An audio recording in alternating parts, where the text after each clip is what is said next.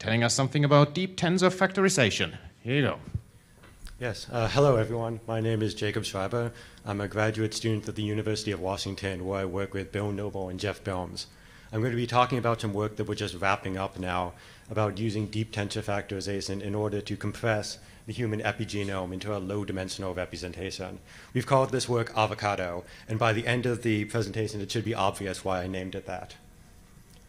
So, at the end of the Human Genome Project, researchers were left with a description of the human genome. This was immensely useful and led to a lot of really important understanding about human genomics. But it left open a very important question. How is it possible for us to have so many different types of cells, given that we have the same set of instructions in every cell type? And we have a lot of different cells. Right here I'm showing various types of fully differentiated cells, like liver cells and heart cells, but there are also different types of cells along the differentiation pathway, like stem cells. And there are different types of cells at different stages of human development. Fetal cells are fairly different from their counterparts in adults. So in order to answer these questions, researchers developed a variety of assays to get more measurements than just the nucleotide identity of every base pair. For example, they developed RNA-seq to measure how transcribed every nucleotide was, DNA-seq and FAIR-seq to measure the accessibility of the nucleotide, and chromatin immunoprecipitation followed by sequencing, or ChIP-seq, to measure histone modification and transcription factor binding. So, the output of these experiments is a very long vector along the span of the human genome that can look something like this. This is some data from the histone modification H3K4ME3, which is known to, it's an activating mark that's known to localize in promoters, and it forms these distinctive peak-like structures. I have here 3 different cell types, IMR90, which is a lung cell, HepG2, which is a liver carcinoma, and aorta, which is a heart cell. But if you look at the data, you can see that on the right-hand side that there are peaks in this that seem to be consistent across many cell types. These are called constitutive peaks. And there are peaks that seem to be different from one cell type to another. This is important because these peaks being different from one cell type to another can help us understand the basis of cellular diversity. You can see here that HepG2 has many more peaks than the other 2 cell types. So, these large consortiums were gathered in order to try to run as many assays as possible and as many different cell types as possible. The one that we're going to focus on here is the Roadmap Consortium, which finished up in around 2015. What they did is they focused primarily on 127 human cell types and ran 24 assays. But you'll notice that they didn't run every assay in every cell type, that the data is quite stratified. There are some cell types that are very well characterized, some that have some stem cells that have every assay run in them, and these are the tier 1 and 2 cell types.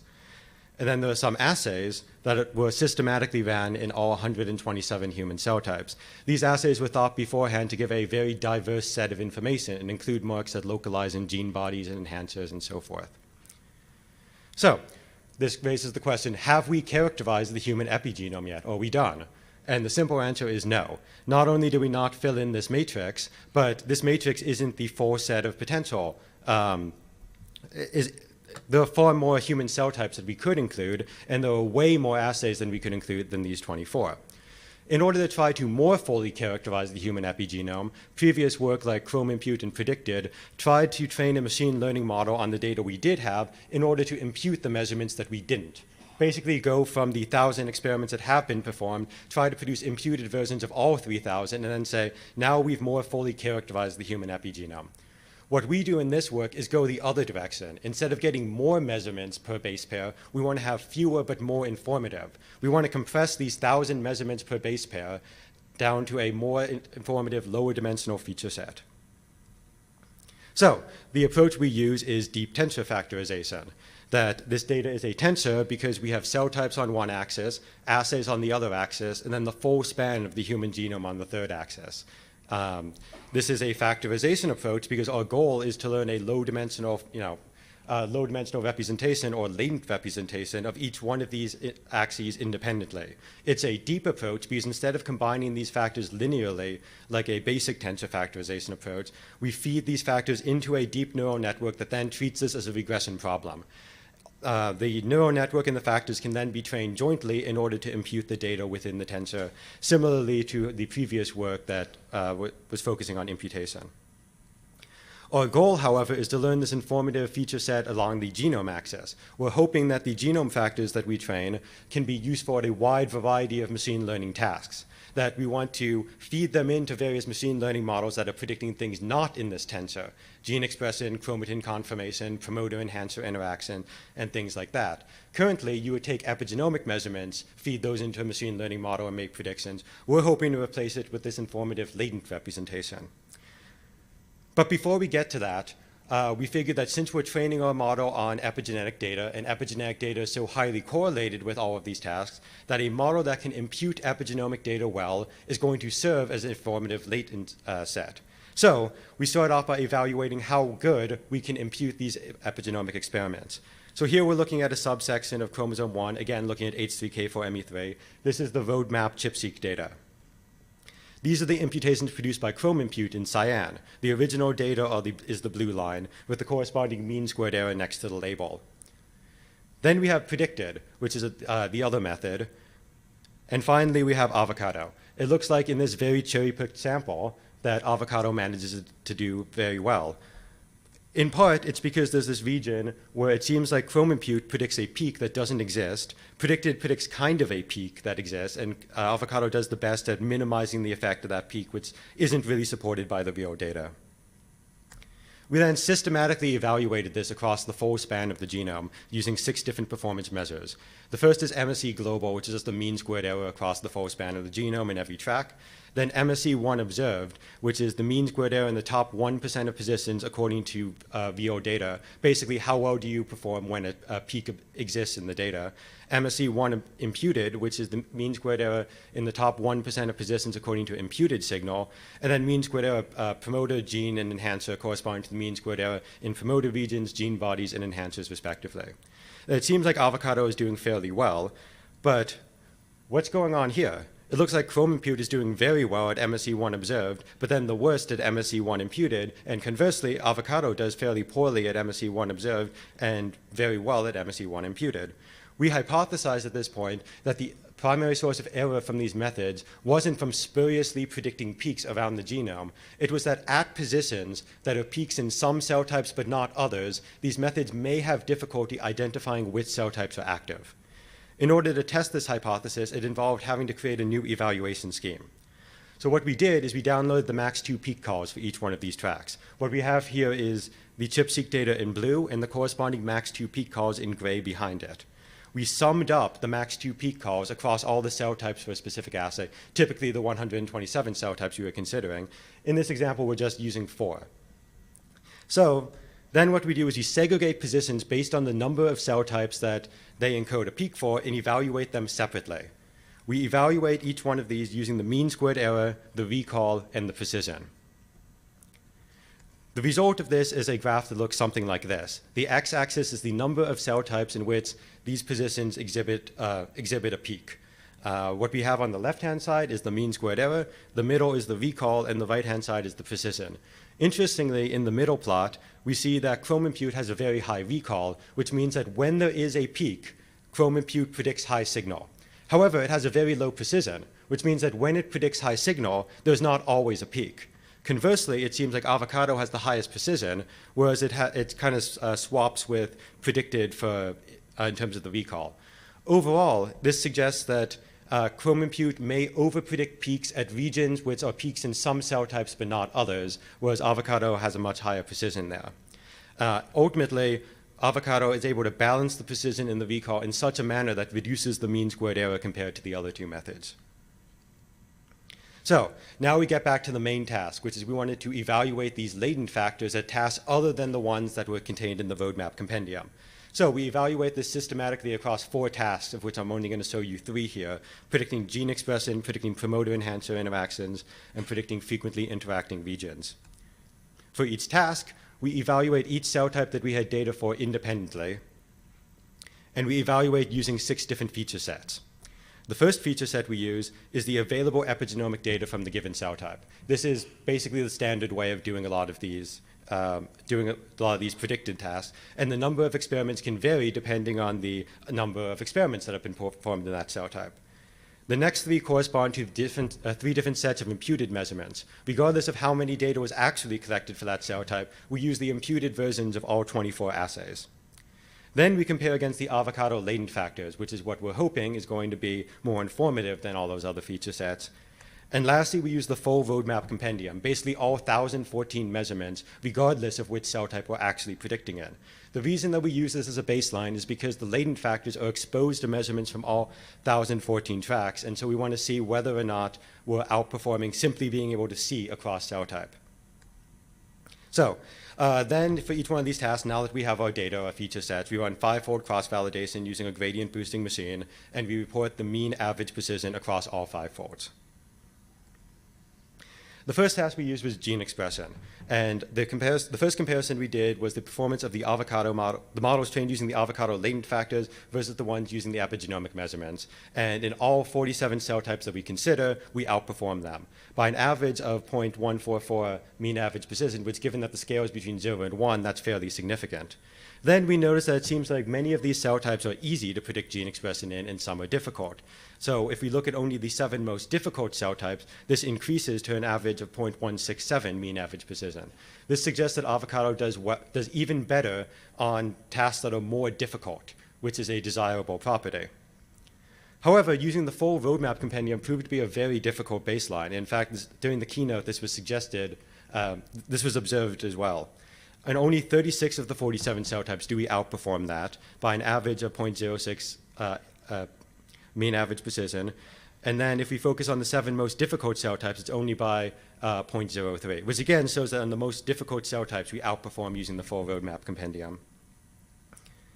Then we look in the task of predicting promoter-enhancer interactions. We get our data from the target finder paper, and correspondingly, we extract 2 feature sets that were proposed in that paper, both of which include transcription factor measurements and DNA methylation, which were not included in the roadmap compendium and not used to train the avocado model.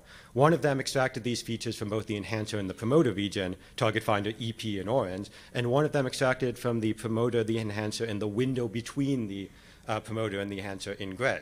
We can see that avocado, despite not being exposed to transcription factor measurement or methylation, performed just as well as the target finder one that additionally used measurements from the window. Then last, we looked at chromatin conformation, that we looked to see how well we could predict fires. These are frequently interacting regions that are seen to interact frequently with the regions surrounding them. They were found to be enriched for functional elements like super enhancers. So we do this task at 40 kb resolution, which is far coarser than the other 2 tasks, and we see kind of a different trend. In 2 of the cell types, very well characterized cell types, it looks like using the primary data is around comparable to using the avocado latent factors, and using the full roadmap compendium outperforms the latent factors. We had many hypotheses as to why this might be the case, but the one that seemed the most easy to check was to see what histone marks might be predictive for this task. Since fires are enriched for regulatory elements like super enhancers, it seemed logical that enhancer-associated marks like H3K4ME1 or H3K27AC might be heavily associated with the prediction of fires. When we use feature attribution methods, we see basically that H3K4ME1 is seen to be far more important for the prediction of fires than any of these other marks. This suggests that potentially the avocado latent factors won't work as well when there is a single or a pair of histone modifications that by themselves are very predictive. You could just use the actual data to get very good performance there. So, to review, avocado is a deep tensor factorization approach that we use to model the human genome and learn a low-dimensional latent representation. We trained it on the task of imputing epigenomic measurements, and at that task, it was able to outperform 2 prior methods. The genome factors by themselves serve as a useful representation for machine learning models, and they outperform using the primary epigenomic data itself as the input to these machine learning models. However, we noticed during our analyses that the full roadmap compendium is a very strong baseline. This suggests that using measurements from cell types other than the one that you're making predictions in can improve the predictions in that single cell type, which is, again, a finding that was pointed out in the keynote. So, we have a website up. where you can download the model, the latent factors for yourself. You can download the imputations. You can read our preprint and the supplement information. Last night we put a draft on bioRxiv, and we would welcome comments on any of that. And I'd like to acknowledge Tim Durham, who's somewhere in the audience, I hope, who helped me a lot with this project and also developed the predicted method, and my advisors, Jeff and Bill, who put up with me. Additionally, the funding sources for giving me money.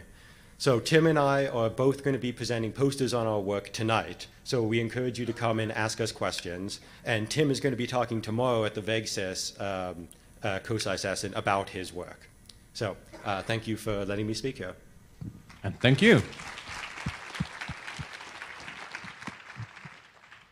So just run to the microphone. Good. Number one. Thanks for the great talk. So when you're doing the factorization, you're lowering the dimension of it. Have you tried experimenting with different cardinality of the factor to see if that actually helps outperform some of the other methods? Is it just your dimensions are too small? Yeah, so I did not talk about it in this talk due to time, but we did a fairly extensive hyperparameter search in order to see which parameters were the most important. We found that the size of the tensor factorization did slightly affect the performance, but the size of the neural network was the predominant thing that affected performance. Thank you. Number two is over there. Okay. So I have a very simple question. Why is it called avocado? Oh, well, obviously, it's because just like how in cooking you can replace real fats with avocado, in this case you can replace real epigenomic measurements with the avocado latent factors. Thank you. Okay, number three over there. Oh, very interesting work. My question is whether it's necessary to use tensor to represent this problem. For example, whether you can take several two-dimensional matrix to do matrix completion, and in that case, you still get hidden variables, but you get more interpretable hidden variables because you can look at the relationship between columns and rows for different two-dimensional matrix. Have you ever evaluated the imputation or matrix completion results not using tensor? I'm not sure that I would agree that they'd be more interpretable, but to answer your main question, I did not perform those experiments, but Tim did in a baseline called the main effects model. And he's going to talk extensively about that work tomorrow, so you should go to his talk and see that. Yeah, I'm also curious about if you do that experiments, which two-dimensional matrix, for example, let's say cell type, gene, which one actually get better performance? I'm sorry, can you repeat the question? So basically, you can approximate the tensor using a multiple two-dimensional matrix by factorizing into different slices, right? You can do multiple matrix completion approaches, but which two dimensions matrix completion actually will give you better results? For example, I can assume that if two assays are very similar, you can use that information to complete the matrix, and if two cell types are very similar, you can also use that information to complete the matrix. And wonder which dimension actually is most informative in completing this, I see. So we did look at the cell type embeddings, and we found that they provide a clustering based on roadmap anatomy that is much more distinct than the ones in the Onshore's roadmap paper itself. We didn't quantify how important.